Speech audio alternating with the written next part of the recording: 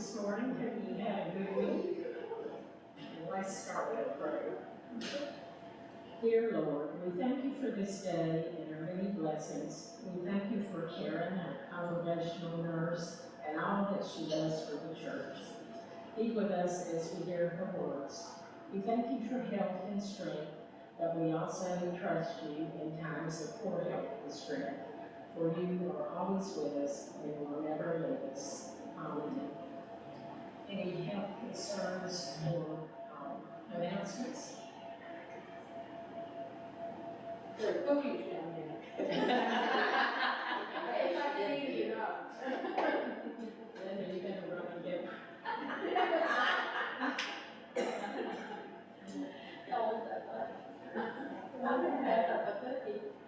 I'm really pleased to introduce Karen Amirehsani. And Karen has been a nurse for 8 years and has worked in a variety of healthcare settings, from adult pregnant care units as a registered nurse to being a primary care provider. As a family nurse practitioner, a nurse educator in the adult gerontology primary care nurse practitioner program at UNCG, and researcher in developing community-based family interventions to control and prevent diabetes. She brings experience in working with individuals and families to promote health, wellness, and assistance during health challenges. So it's a great pleasure to introduce Karen. It feels so formal here. Well, ladies, it's such a pleasure to be here and to know that I can look at many of you and know your names to your faces, and there's a few that I'm going to put more names and faces together. But I have to tell you, when I was looking, I had retired. I thought I had retired. You know, my first grandchild was on the way. I wanted the freedom to go back and forth because my son-in-law is active duty Air Force, and they've been stationed in Germany and different states, and I wanted the opportunity to not be tied down to a job because I wanted involvement, you know. Well, I retired, COVID happened. My son-in-law gets deployed unexpectedly for a year, and it was actually kind of good timing, so my daughter and my grandson moved to our house for a year in Greensboro, which was actually such a pleasure. But then, you know, their lives needed to go on, you know, and let's see, where did they go after that? They went to up at Andrews, and I'm like, I'm bored, you know, and but I wasn't wanting to commit to something that was so full-time. And I had started looking for volunteer positions, and I get a phone call from Nancy Quartz. And Nancy Quartz says, I hear you might be interested in a congregational nurse position because a mutual friend of ours had kind of connected us. And I said, well, let me meet with you. Let's talk about what this is. And I'm familiar with congregational nursing. So my background in my bachelor's was at a Christian university. So part of that was looking at spiritual health, holistic beings of people, and promoting a whole person. And my diabetes research interventions were through churches. So I worked, actually, I speak Spanish. I worked with the Latino population for many years, and so it was developing things that churches could do. So we sat down and talked, and I talked with Newton, and I come home from a meeting, and my husband says to me, well, what are the pros and cons of coming to FPC?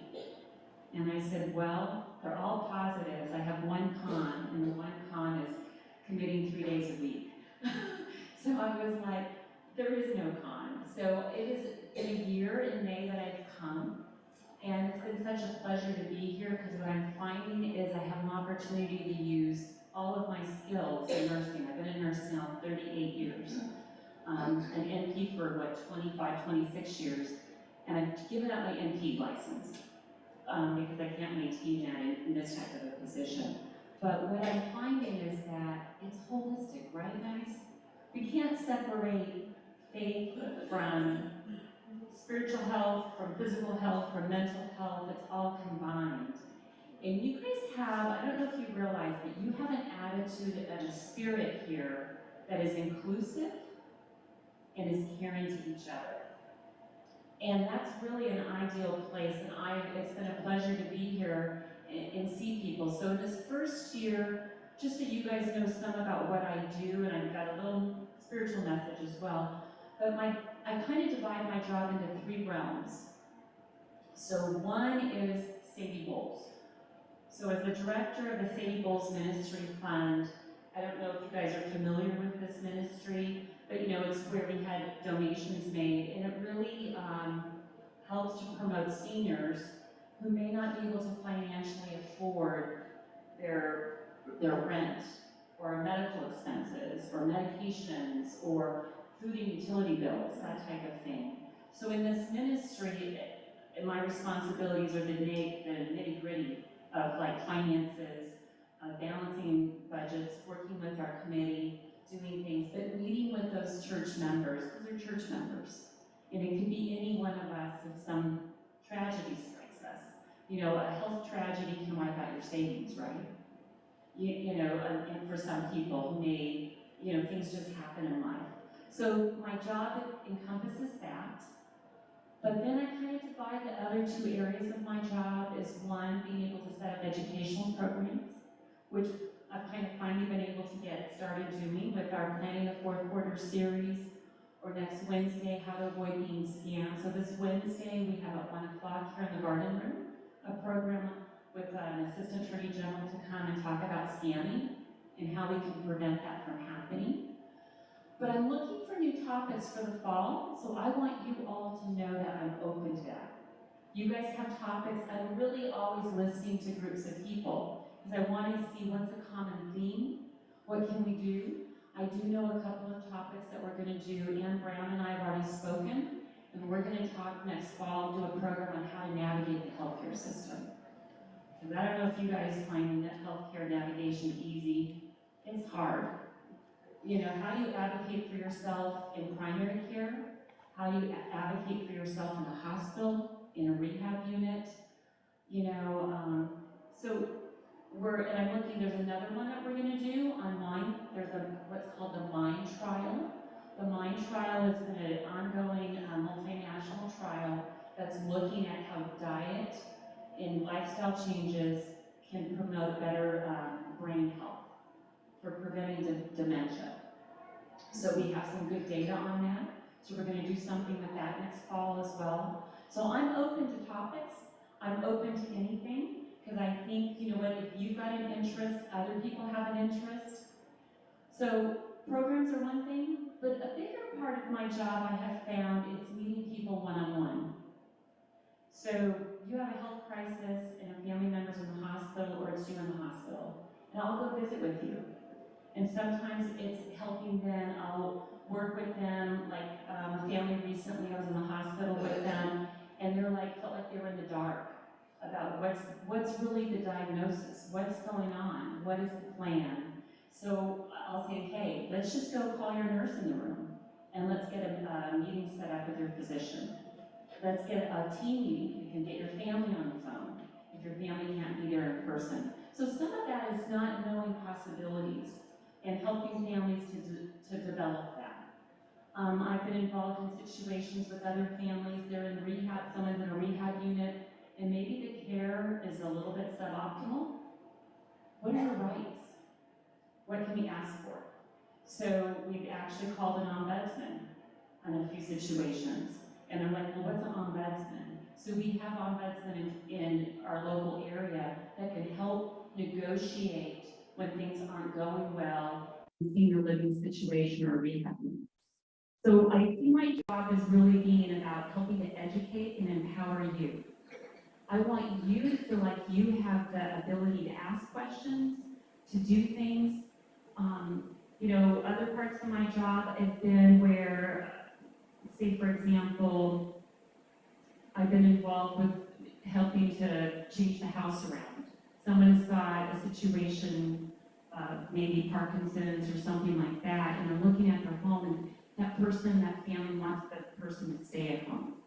So what can we do in the home to help that person stay there? So a lot of what I'm doing is one-on-one, I've done diabetes education one-on-one. I have done diabetes care as a nurse practitioner for a long time. I'm very familiar with doing, cardiovascular education. So I'm welcome to any of that. It's really what people need. Some of it is mental health, some of it's just social support. It can be putting you in touch with different things, questions to ask your doctor at the next visit.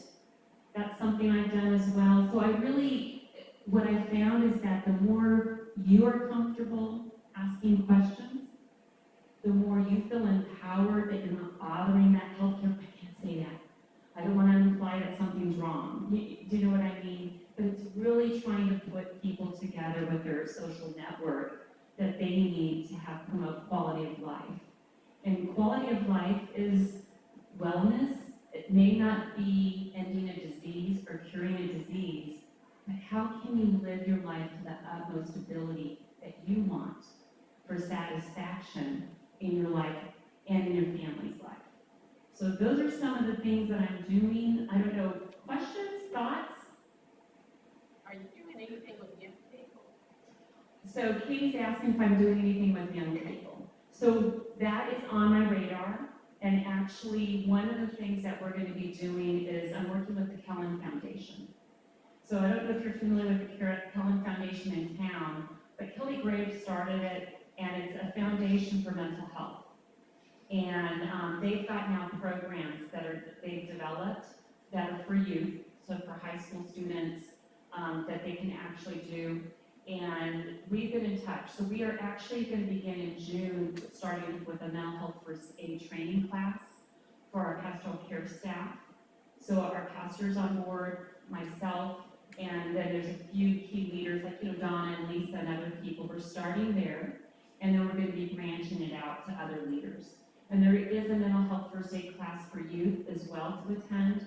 So, and they've got a couple other training programs. One is called Community Resilience Modeling, and it's helping youth identify their emotions and coming up with healthy strategies to manage anxiety, feeling overwhelmed, anger, etc.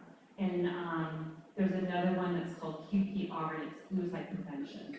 So right now, we'll start to see some of those things getting on the calendar for fall and spring. I'm waiting for the planners to get back with me for dates. But we're going to be doing things with them. Youth has come up in a couple of other areas, and Donna and Lisa and I have been talking about is how do we launch our youth to leave the house successfully? And when I think about launching youth, so for example, when I taught at UNCG, some of my advisees were freshmen, never been away from home, kind of mom and dad may have handled more things, right? And then now they're emotionally kind of overloaded and distraught sometimes because they can't manage, they're not managing all the balls, and they didn't know what to do with this unending social life that could go on all hours of the day and night. And but I get up and go to class, or I skip class, and now I'm kind of failing in a course or something, and they don't realize where to go.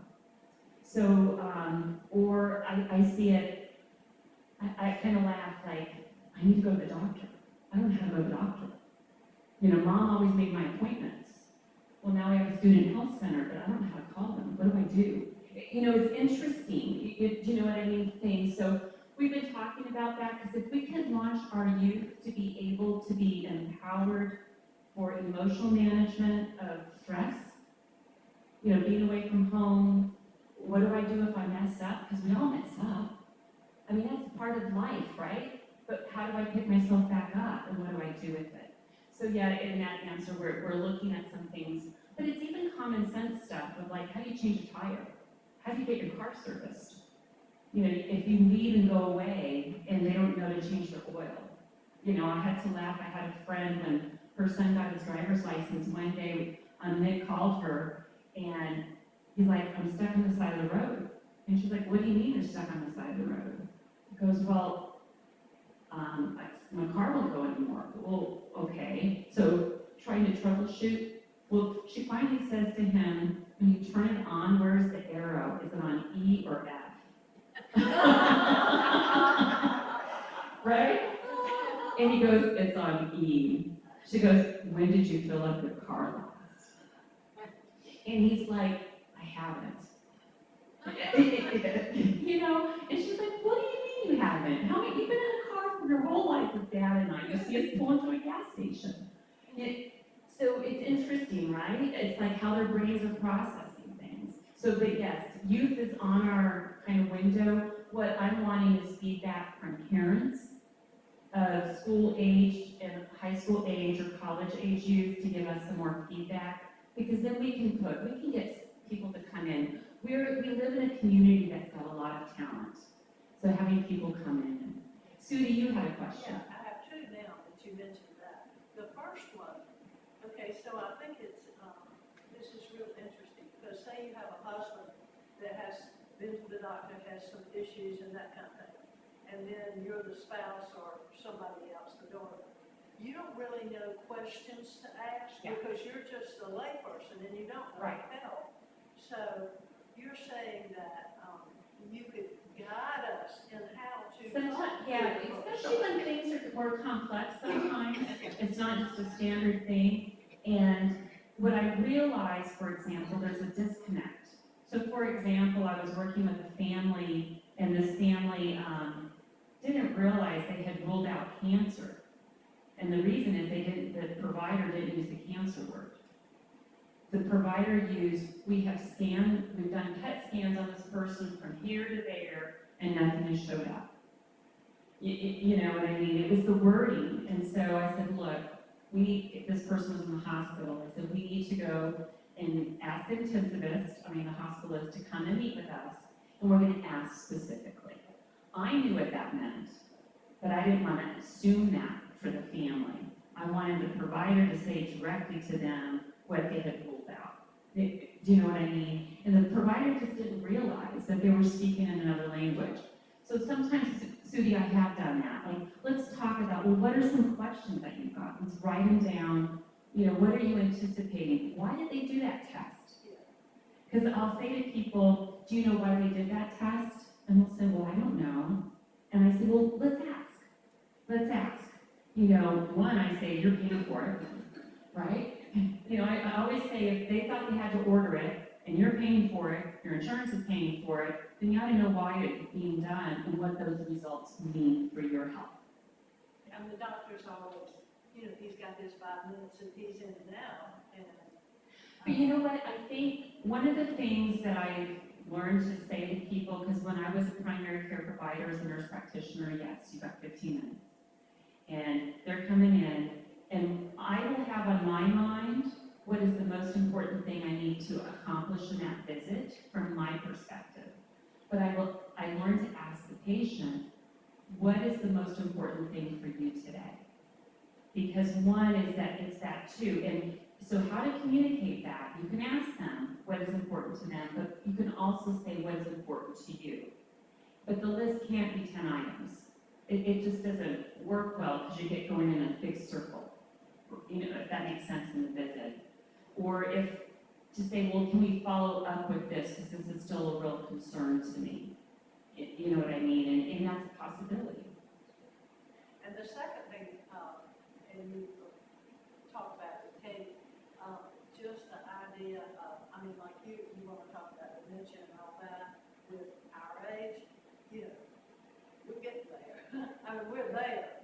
And I hope we can involve some younger people. And that's real, yeah. Who are facing that, or who have parents who are facing that, and also with their children, and that would be a way to, you know, get the younger. Well, one of the things that's really, really exciting to me in the research that's coming out, and it's research for heart disease, stroke prevention, research on some cancers, and research on dementia, is that it's a 20, 30-year trend of things in our lives.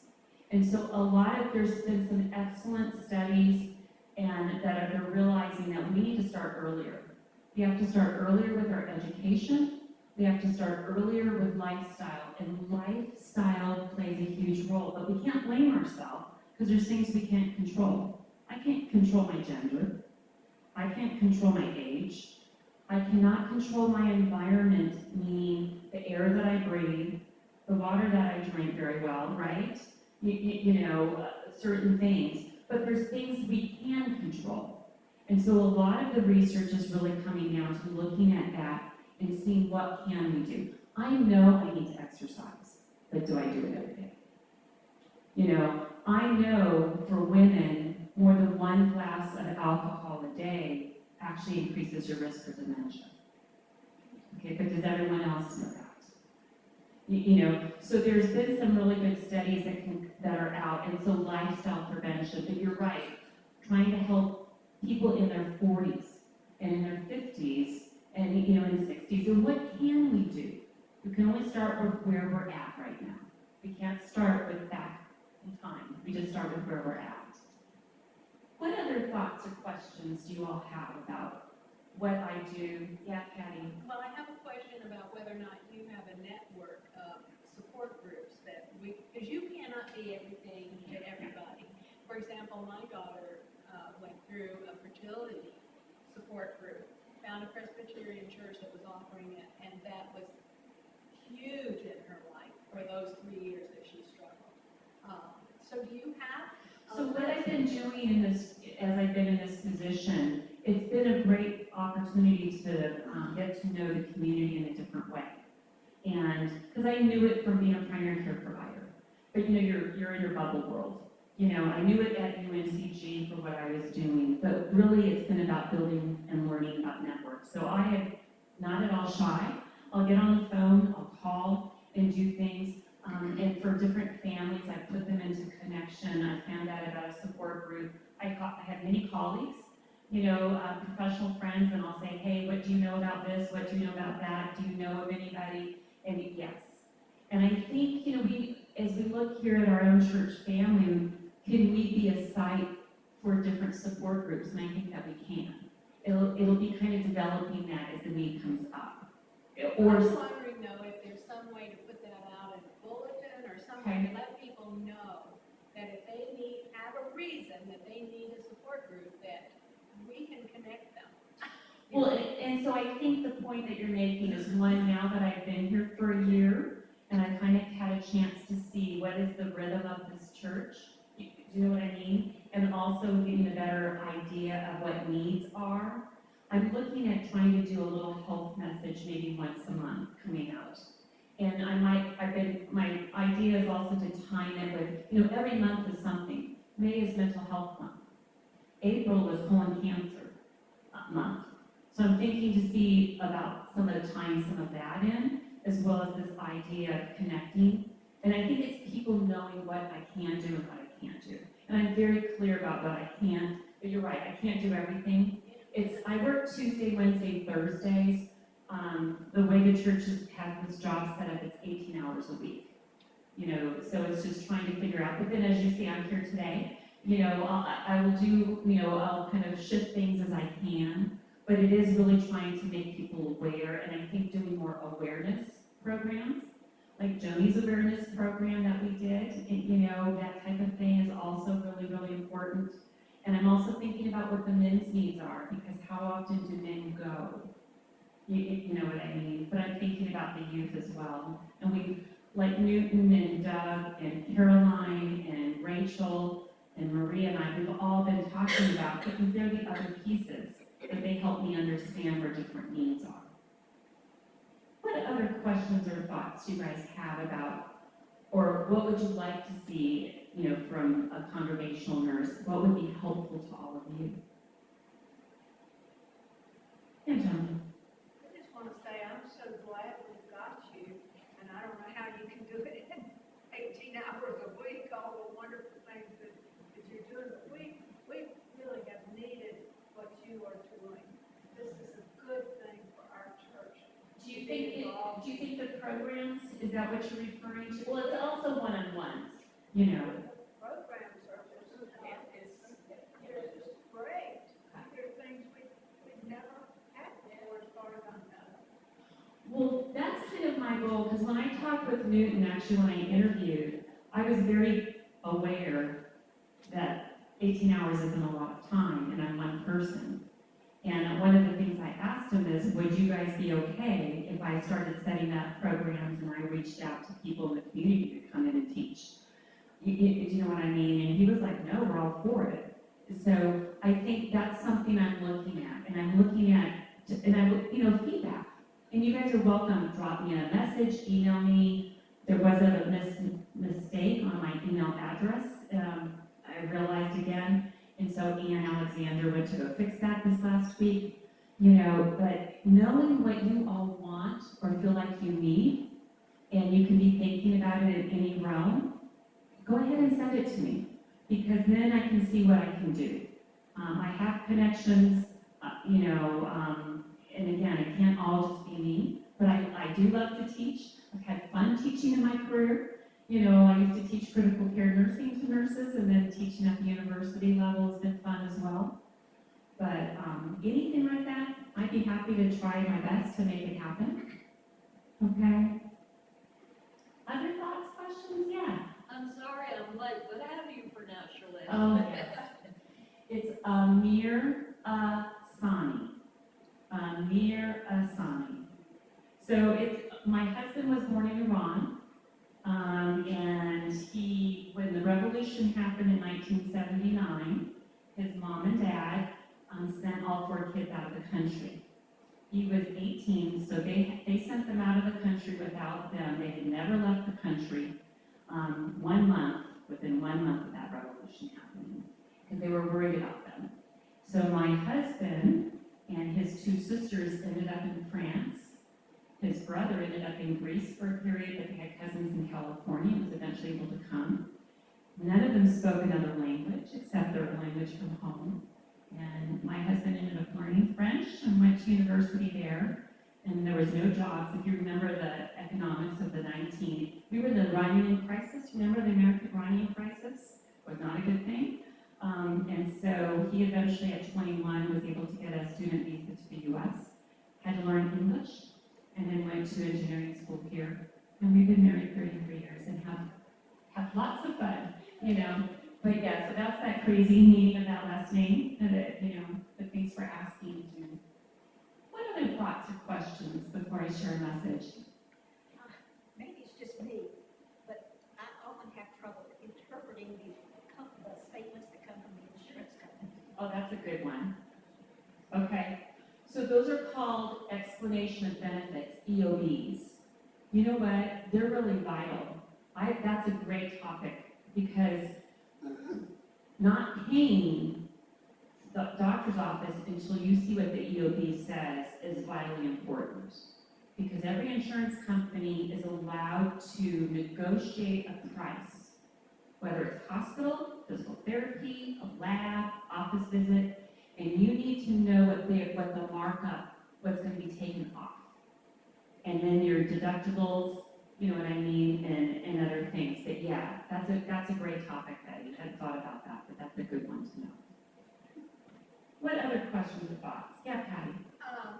Recently, I've been doing some research because of something I'm dealing with, that 27% of parents are estranged from their adult children. Oh, wow. And I thought, oh my, and that's a difficult road to It navigate. is. So I'm wondering at some point, we might be able to address that. I mean, if you think about 27%, we can go around here and go, who in here has that issue? And maybe I'm the only one. No, Patty, it's a great topic, and it's actually something we've talked about amongst the pastoral care staff, and which is why we're gonna try to, the last session of the planning and fourth quarter is kind of unfinished family business, but that we can't do that in one session. How do we negotiate some of that? None of us are perfect, but yeah, I think that would be a good series. How do you promote more functionality? Every family is dysfunctional, you guys. We all have something, right? But that's a great series topic. Thanks, Patty. What other interests do you guys have that you think would be healthy or helpful to you or your family or friends? Yeah, Dawn. I'm so glad you're having this program on scamming, Yes. because I'm so paranoid about answering the phone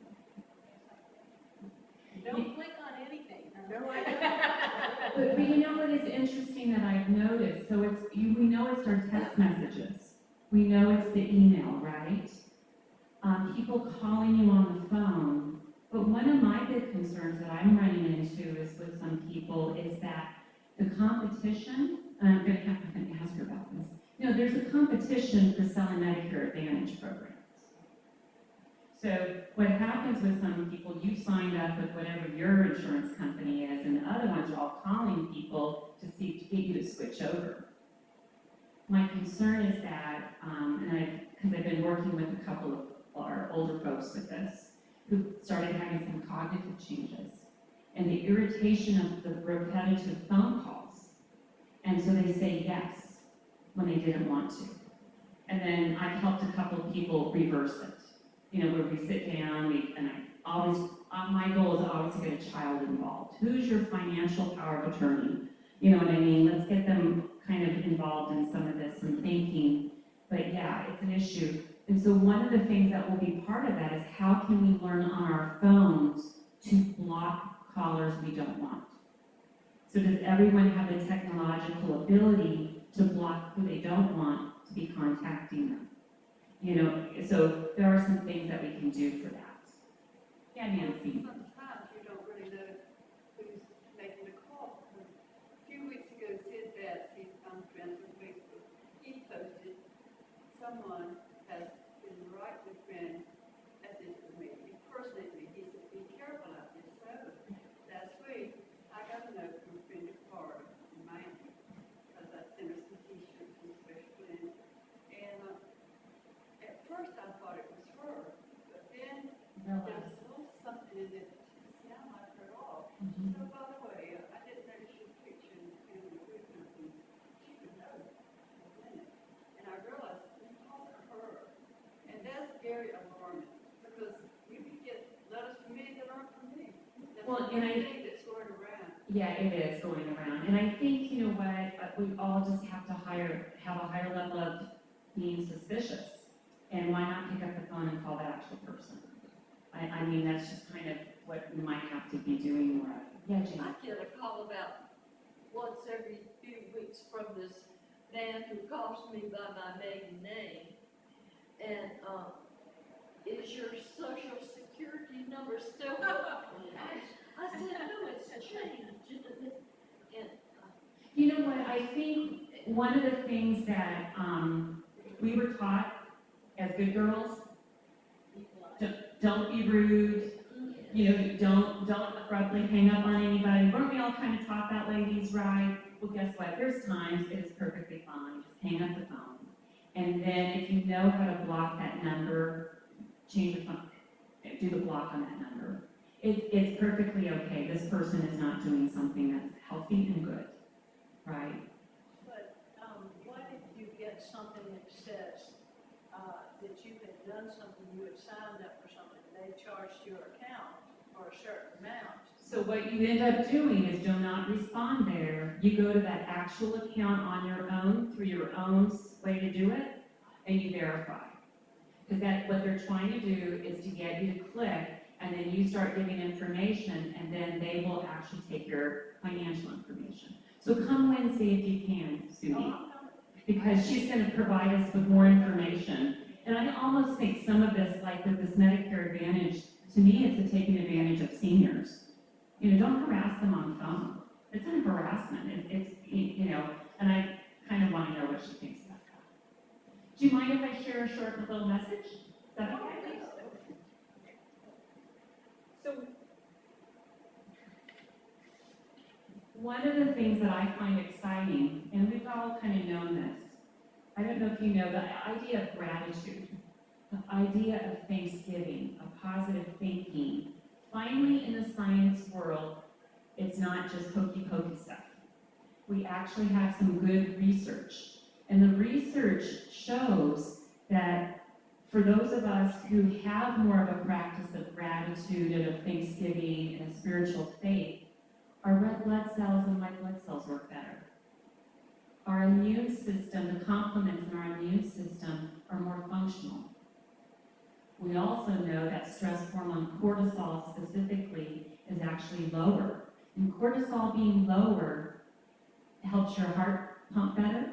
It helps helps your blood pressure be better. It helps your sugar levels to be under better control.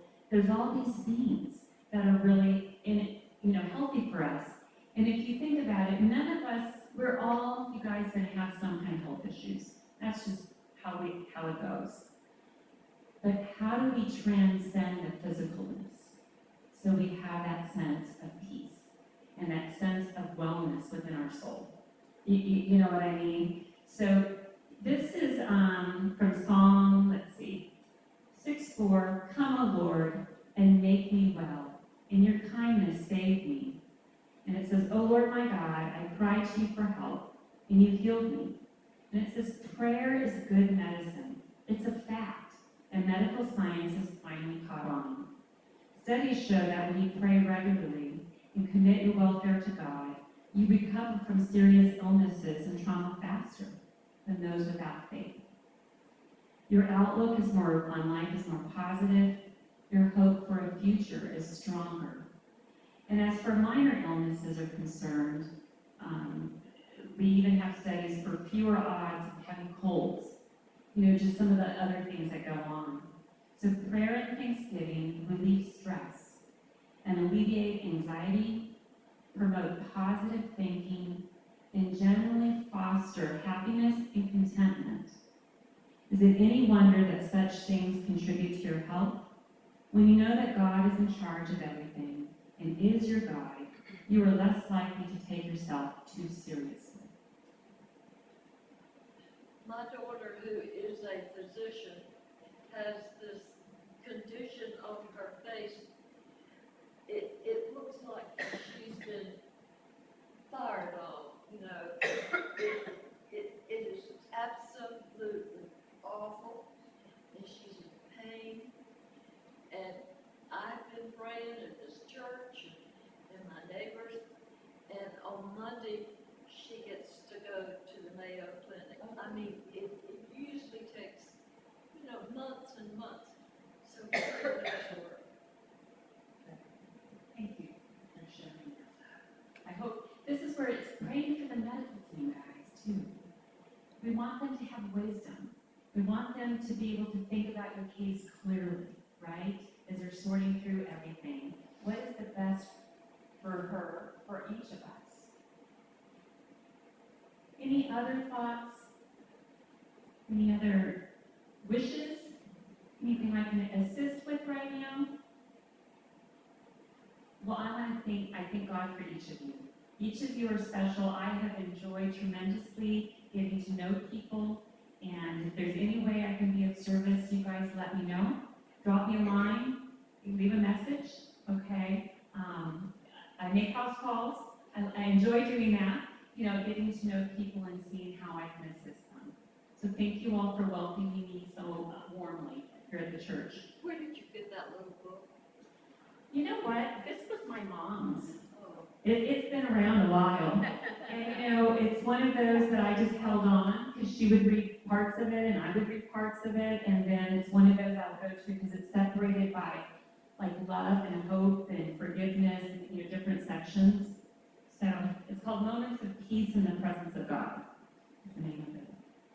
So, all right. Well, thank you all. Thank you. Well, Aaron, I know you must work more than 18 hours a week. Sometimes, yes. We are so glad that you got bored and we got you. It's been a pleasure. Let's bow our heads. This is one of Fred Horner's benedictions. Christ has no body on earth but ours, no hands but ours, no feet but ours. Ours are the eyes that through compassion will look upon the world. Ours are the feet with which he will do about doing good. Ours are the hands with which he will help others now. Now go in peace. Amen.